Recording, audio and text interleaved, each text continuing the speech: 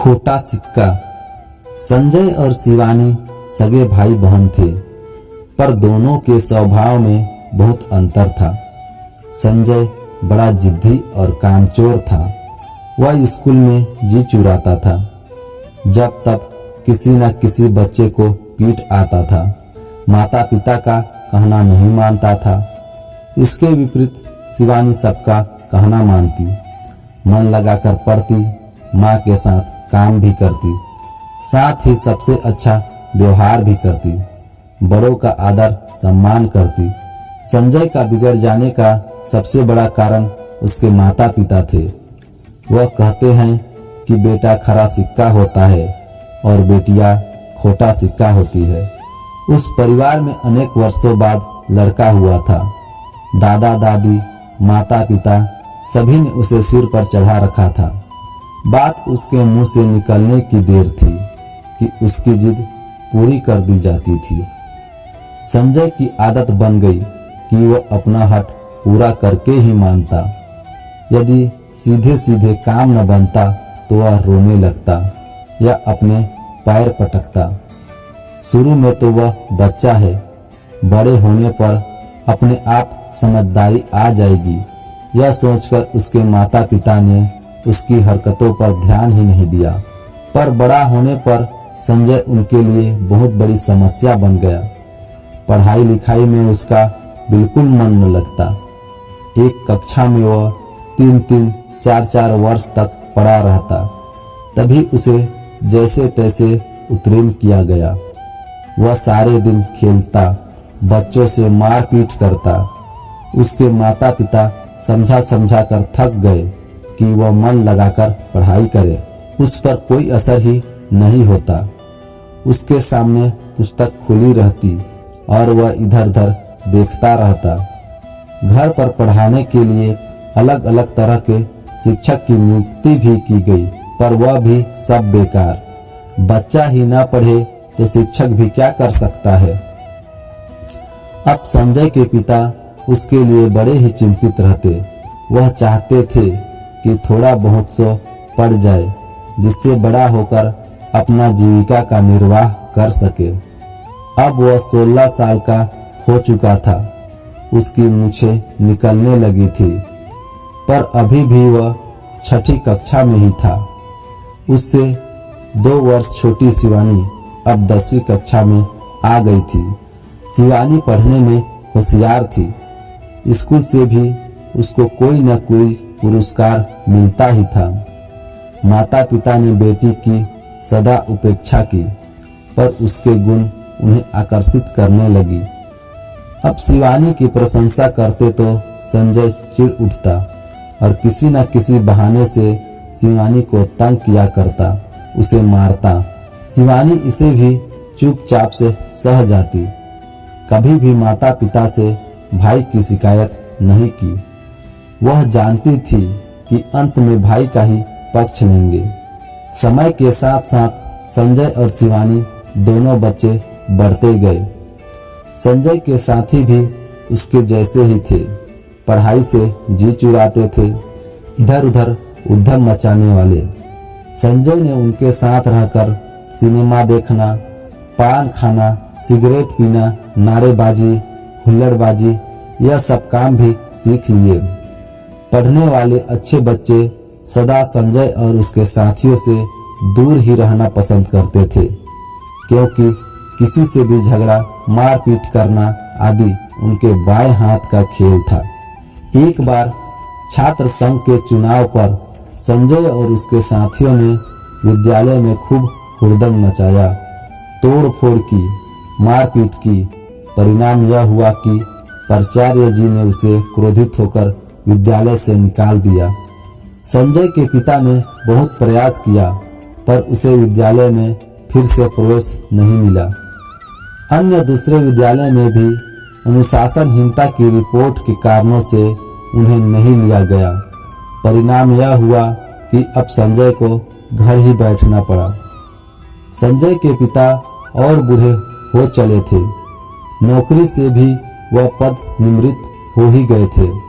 संजय की चिंता उन्हें हर समय दुखी करती। विद्यालय से यूं अपमानित होकर निकालने जाने तथा गलत रास्ते पर चलने की प्रेरणा देने वाले साथियों का भी अब साथ छूट गया। अब संजय कुछ गंभीर हो गया। पड़ोसियों और रिश्तेदारों की शंका भरी निगाहें अब सहते सहते वह अपनी गलतियां समझने लगा था। संजय के पिता बीमार रहने लगे। एक दिन उन्होंने संजय को अपने पास बुलाया और कहा, देखो संजय, आज तक तुमने मेरी बातें अधिकतर यूं ही अनसुनी कर डाली है और उसका फल भुगत ही रहे हो। अब मैं अंतिम बार तुमसे कुछ कहने का प्रयास कर रहा हूँ। यूं बेकार घर बैठे या घूमने से क्या होगा?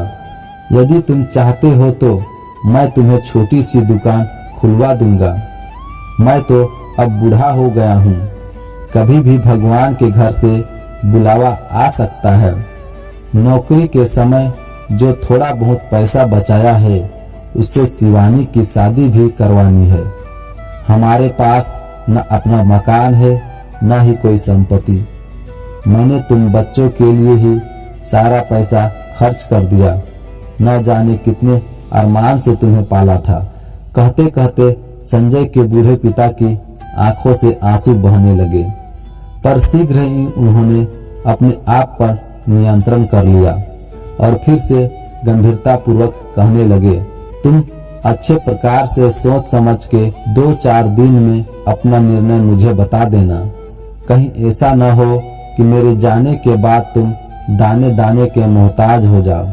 यह कहकर संजय के पिता ने करवट बदल ली। संजय की आंखों के आगे अपने भविष्य का चित्र नाच उठा। उसे पिता की बातों में अब पहली बार सच्चाई दिखी। उसने दूसरे दिन पिता से कह दिया कि वह दुकान खोलने के लिए तैयार है।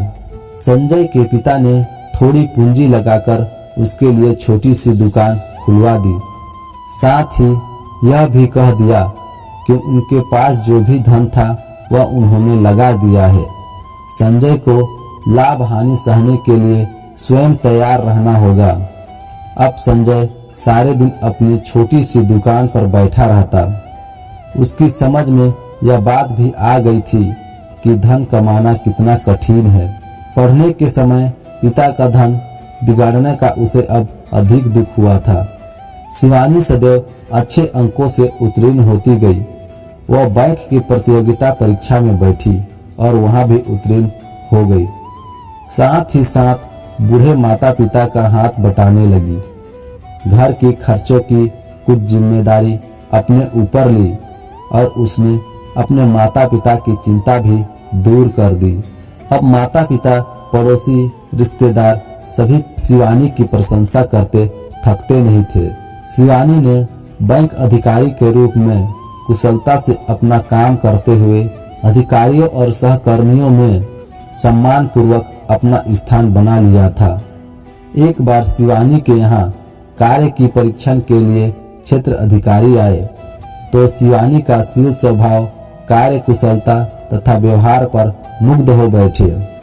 उन्होंने शिवानी के घर का पता पूछा और दूसरे दिन उसके पिता के पास जाकर अपनी इंजीनियर पुत्र के लिए उसे वधू बनाने के लिए इच्छा व्यक्त की। इनकी बातें सुनकर शिवानी के पिता प्रसन्नता से गदगद हो उठे। उनकी आंखों से आंसू बहने लगे और मुंह से अनायास ही निकल पड़ा, बेटी तो खरा सिक्का निकली और बेटा खोटा सिक्का। शिवानी के ससुराल वालों की इच्छा अनुसार जल्द ही सादगीपूर्ण समारोह में उनका विवाह हो गया। अब घर की जिम्मेदारी पूरी तरीके से संजय पर आ गई थी। पिता की पेंशन घर का खर्च चलाने के लिए पर्याप्त न थी। संजय भी अब गंभीर हो गया था। वह स्थिति को समझने लगा था। वह सारे दिन परिश्रम करता, तब कहीं जाकर कुछ आय होती। संजय यही सोचता कि यदि वह माता पिता का कहना मानकर मन लगाकर पढ़ाई करता तो आज वह शिवानी के भांति अच्छी नौकरी पर होता, स्वयं सुखी संतुष्ट रहता और सभी से आदर पाता। पर अब पछताने से होता भी क्या। उसने जीवन का सबसे अमूल्य समय विद्यार्थी काल व्यर्थ ही गंवा दिया था। अब तो वह परिस्थिति के अनुसार जीवन चलाने के लिए विवश था। उसे बार बार रामचरितमानस की यही पंक्ति याद आती, का वर्षा जब कृषि सुखाने, समय चुकी पुनि का पछताना। सच है, बचपन से किशोरावस्था तक का समय ही भविष्य को उज्जवल बनाने वाले गुण और शिक्षा प्राप्त करने का समय है। इसे यूं ही निकम्मेपन गंवा देने पर जीवन भर कष्ट को सहना और असंतुष्ट जीवन बिताते हुए पछताना ही शेष रह जाता है। यह कहानी आपको कैसी लगी हमें कमेंट करके ज़रूर बताएं, और अगर वीडियो अच्छी लगी तो वीडियो को लाइक, शेयर और चैनल में नए हैं तो चैनल को सब्सक्राइब करना ना भूलें।